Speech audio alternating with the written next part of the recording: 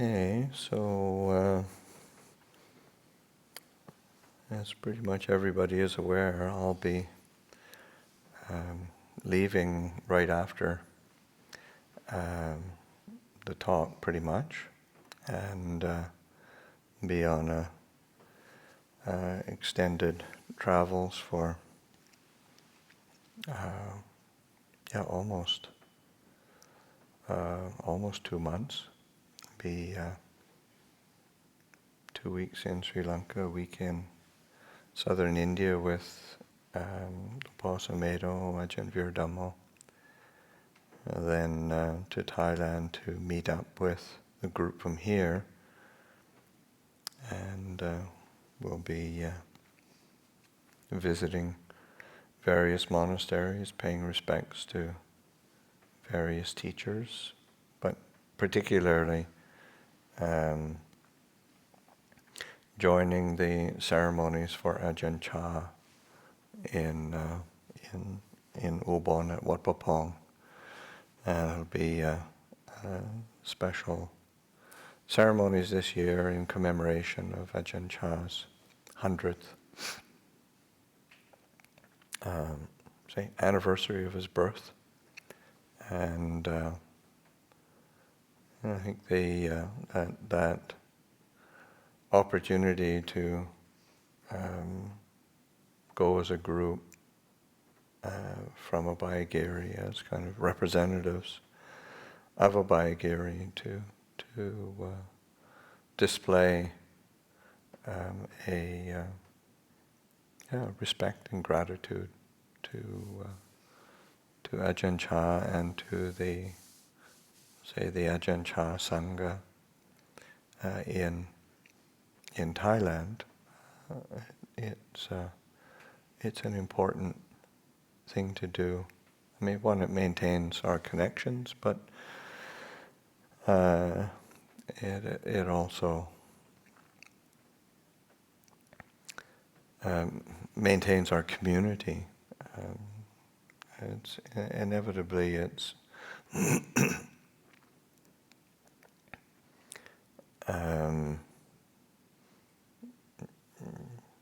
tends to just in human relations. We tend to. It's easy to drift apart and easy to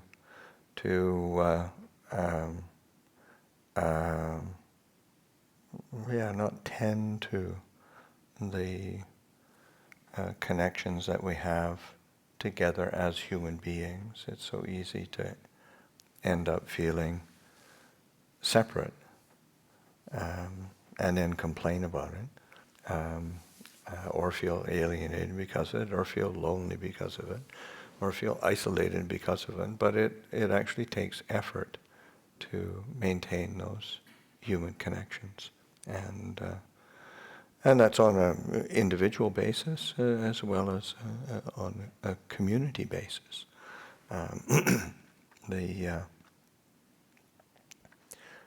It's just so easy to end up getting swept up in our own little lives of, whether we're in a monastery or we're in the world.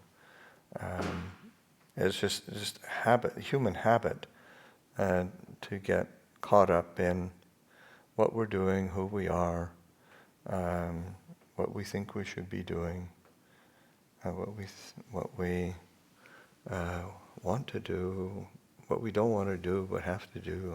All of these permutations, and to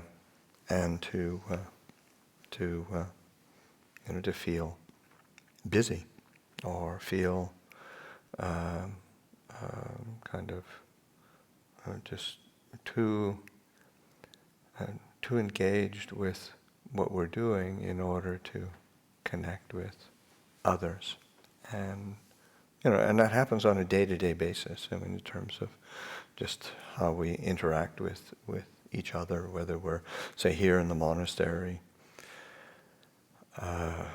living with each other all the time, or whether we're living in the world. So it's something that we have to make very conscious trying to make the effort to connect, and also to feel the time to connect. Because again, there's always something else to do, and there was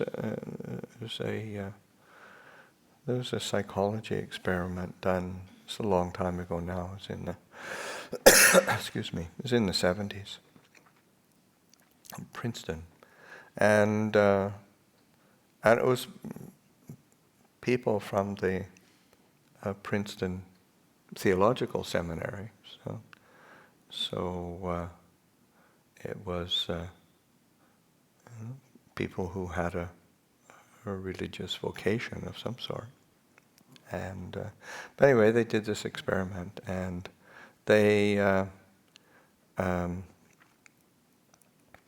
course, as these experiments do, they break them into two groups, and they had to go from one part of the campus to another part of the campus to do a presentation. And along the way, they'd planted an actor who was kind of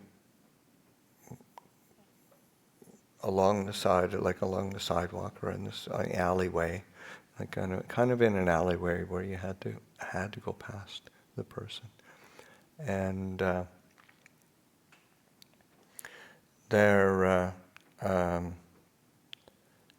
and they were kind of huddled over and looked a bit and kind of moaning, so that probably sick, I guess. That was what the perception. They're sick. They're in trouble.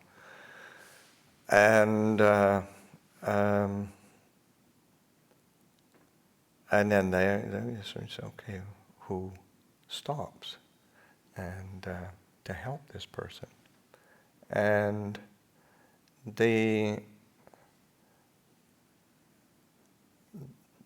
and when they divided it into two groups, one group was late for the talk, or not late, but it looked like they might be late, they might not be on time, and the other had lots of time. So okay, there's plenty of time. Anyway, of the group that were perceived that they might be late for this talk, for this presentation, there was only 10% of them stopped to help the person, and the people that felt they had time, that was 63% of them stopped to help. And so there's a huge difference, and one of the things that they had them, that they ran it as an experiment and had them. They had the talk that they were. Of course, they did this experiment different ways, and one of the ways they did was they had one of the groups. The presentation that they were supposed to make was supposed to be on the story of the Good Samaritan, and then another group was nothing concerned with altruism at all, and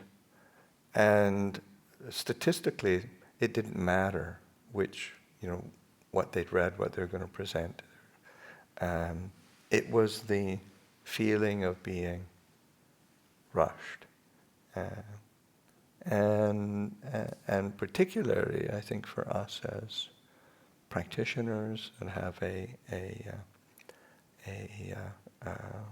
commitment to training the mind, it's important that we make time to be present for ourselves and for others, that we are willing to nurture the roots of our connections with people and to make that quite conscious, because the habit is to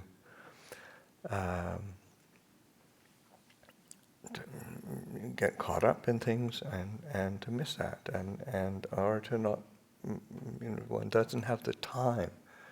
It's sort of like, I don't have the time to be good. I mean, as if you put it on a logical, on a rational, logical explanation for it. I don't have time to be a good person today. I don't have the time to be kind today. Well, when you put it that boldly, of course, that sounds really kind of awful, and that so that's why it's. But it is, our mind is affected by the perceptions that we hold. So that to be willing to make making that conscious connection between us as human beings, and whether, as I said, whether it's on a daily basis, within our circle of family and friends and community, or as it sort of stimulated the thought of just making the effort to keep that connection with our communities in Thailand, because it's easy to sort of, it's a long way, it's tired, it's expensive. There's all sorts of reasons to not do it, but I think it's again, it's sort of, no, you have to consciously put that effort in and create that perception, that we have the time, we have the inclination, we have the opportunity to maintain our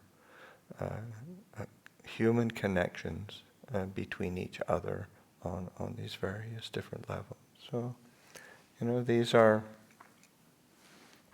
important perceptions, and definitely a part of our training, and particularly even if, say, I'm going to be away for a while, and so that for people to pick up that responsibility and that perception of looking after each other as a community, and to have the time for each other, to care for each other. And so these are important elements of just how to live a skillful human life. And that I think of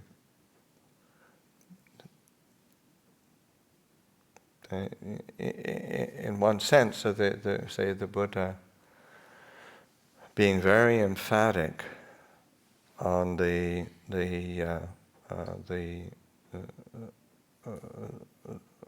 primary importance of having good spiritual friendships, and Kalyanamitta, the Buddha saying to Ananda, no, Ananda, it's not just half of the holy life, it's the whole of the holy life to have good spiritual friendships. And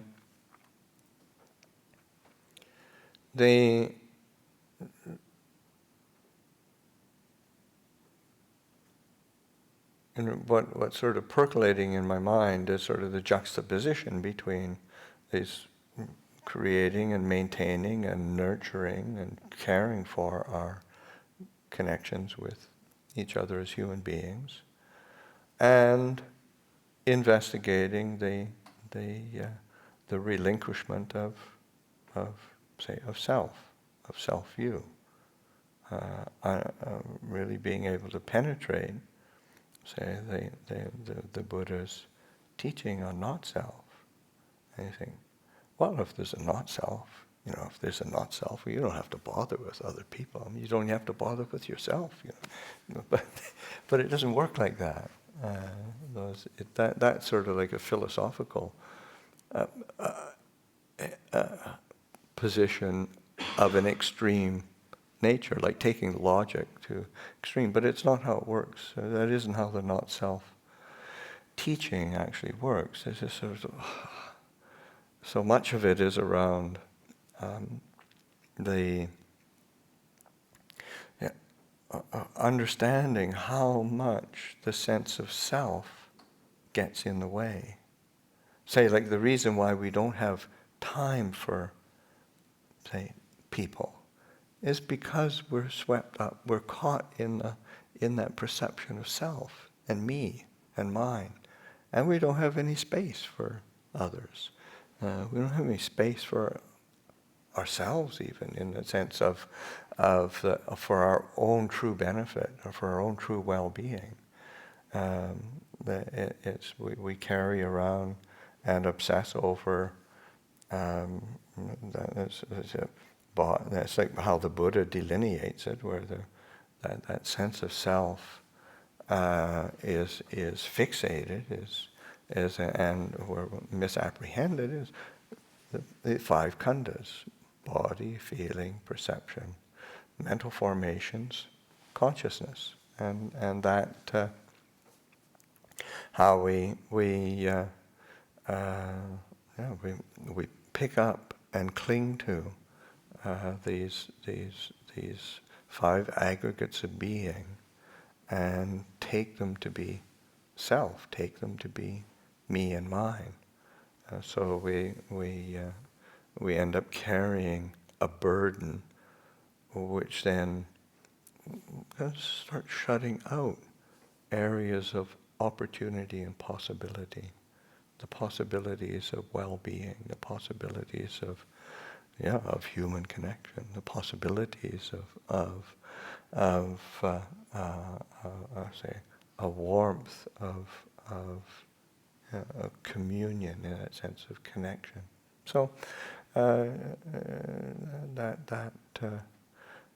starting to recognize how that again, that misapprehension of these aspects of experience. I mean, these are experienceable phenomena: body, feeling, perception, mental formations, and consciousness. But they are, and they're the means by which we can actually live a skillful life and understand truth. But again, not seeing them clearly, not it's like the Buddha giving these like not seeing their empty nature, or not seeing their lack of essence. Then we cling on to the appearance of it and get entangled and caught and are burdened by it. So the body, the Buddha compares to foam, like when there's a well-known sutta where the Buddha is actually, he's on the banks of a river, and there's probably a bit of a rapids or something, but anyway, there's some foam floating on the foam froth floating on the river, and the Buddha said, that's what our body is like. That it's just foam, but we don't. So we take it to be something solid and substantial. Similarly, say with feeling, it's like in the rain, the rainy season, when the rain comes down in big drops and hits the water and puddles and makes bubbles and of course they're not substantial. They pop, and they're just bubbles of water. perception is like a mirage in the say in the heat. You're in a desert and you think you're seeing water, or you think you're seeing trees, and it's just the refraction of light and the mind creating an image. And this is what we do with through memory and association, perception. We perceive. We perceive what our bias or inclination is at the time. And the mental formations the Buddha compares to like a banana tree, a plantain tree, a trunk of a banana tree, and their banana trees are like maybe like onions. It's just layer after layer after layer after layer after layer that creates a stalk that holds up the banana plant. But it's you pull it apart and there's nothing there in the end. It's a stalk. It has some form and whatnot, but it doesn't have a substance. Doesn't have an essence to it. And of course, that's what all the various thoughts, emotions, skillful and unskillful, which is the way to observe it, rather than, oh, this thought or this feeling, feels really substantial. It's more, one has to start paying attention to know what's skillful, what's unskillful, what's useful, what's not useful, what's a benefit, what's not a benefit. And that's how we have to start viewing things, so that we can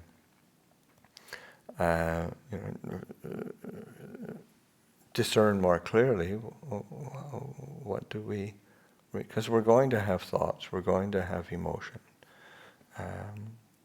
and it's just learning how to direct attention in the most beneficial way. And the Buddha calls consciousness like a conjurer's trick. The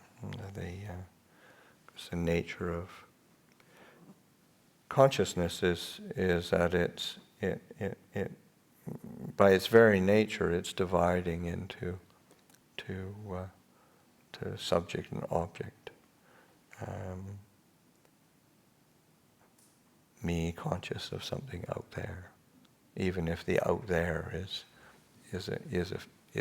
a feeling in our own mind, or a thought in our own mind. It's still it's this, because that's the in Pali the word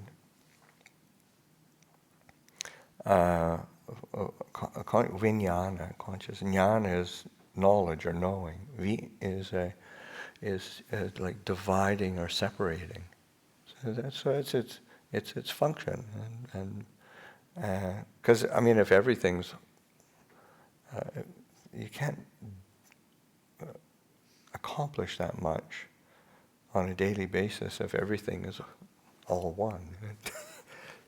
It's like you have to divide just to be able to get your food in your mouth, and it's going to just if it's all one, there's nothing much to do there. So that it has a function, but we attach to it, we cling to it, we assume its solidity and assume its identity of around this I, me, and mine. So the selfing and selfishness, selfishness in both the connotations, say like the connotation of being, say, obsessed with oneself or being, but then also selfish in the sense of that self-referential. So that has these meanings. But I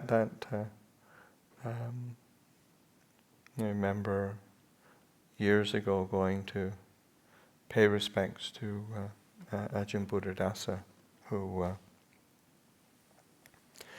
It's one of the most revered teachers in Thailand, in modern Thailand. He passed away some years ago around the time of Ajahn Chah. And asking him what... this was toward the end of his life. It was actually the last time I saw him. He passed away not too long after that. And generally when he taught, he would pick up a theme and teach on it and explain it from many different angles. So I asked him, now that he's coming to the end of his life, and I was able to sort of say, well, now that you come to the end of your life, because one of the things he remember him saying was he said, I'm over 80 years old now.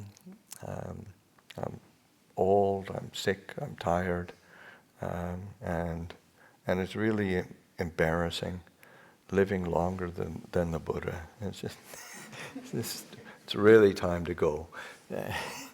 And so then I said, well, now that you're approaching the end of your life, what are you focusing on mostly in when you're teaching? What are you encouraging people to reflect on? And he said, now that I'm old now, and he said, I'm keeping it really simple. He said, don't be selfish. This is that. It was really beautiful. One, because there is that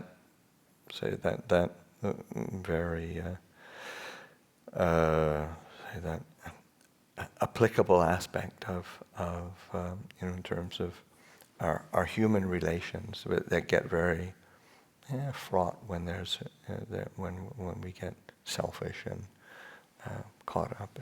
But then it's also on a deeper level, what holds us to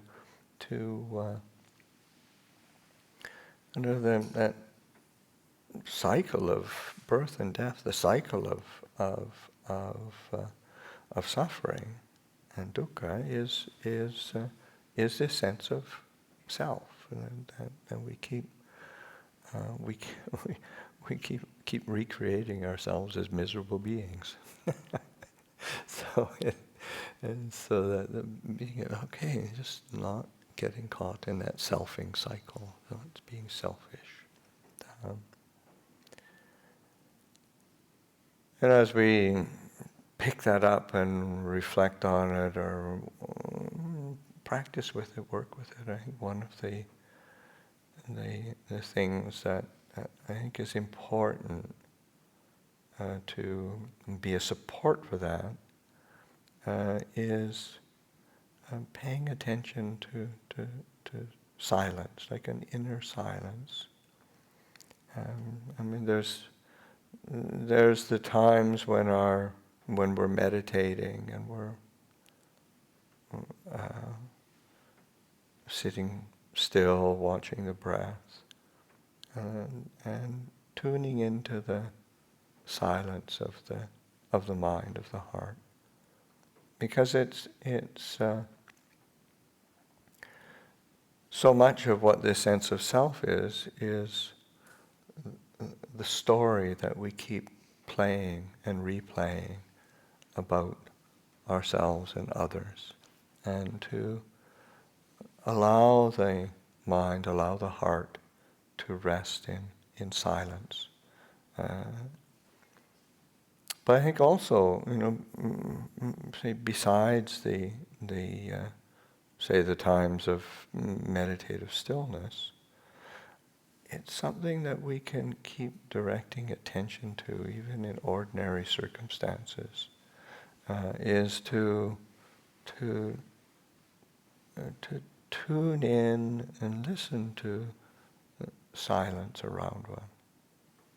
I mean, just stopping for a second, like right now. and there's a real silence, there's a stillness, and that's there all the time. And again, we feel rushed, or we feel pushed, and we keep going on to the next thing, and so that we miss that silence, and we miss that opportunity for freedom, for peace. And of course, that was like the beginning of the talk, of that sense of going on and feeling rushed, going on to the next thing, is what keeps us from connecting with each other as human beings. But it also keeps us from connecting with ourselves, our true, in the sense of our true opportunity to penetrate these teachings of the Buddha and come to a place of real inner peace. So it is to encourage everybody to be reflecting on these different elements of inner peace, connection, and just not to be rushing, learning how to tune in to yourself and tune in to others, and just learning how to drop that sense of self. So these are some thoughts for reflection.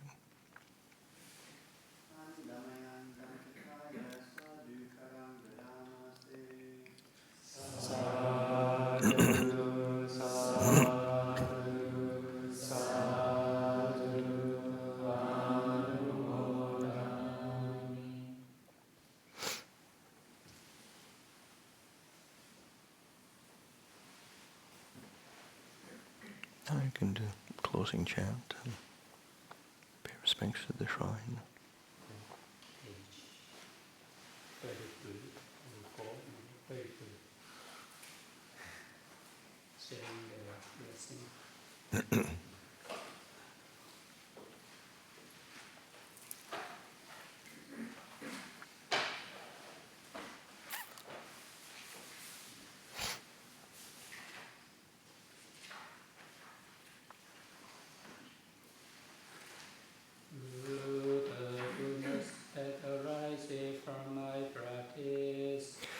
May my spiritual teachers and guides of great virtue, my mother, my father, and my relatives, the sun and the moon, and all virtuous leaders of the world, may the highest gods and evil forces, celestial beings, guardian spirits of the earth, and the Lord of death, may those who are friendly, indifferent, or hostile, may all beings receive the blessings of my life, may they soon attain the threefold bliss, and realize the deathless, through the goodness that arises from my practice.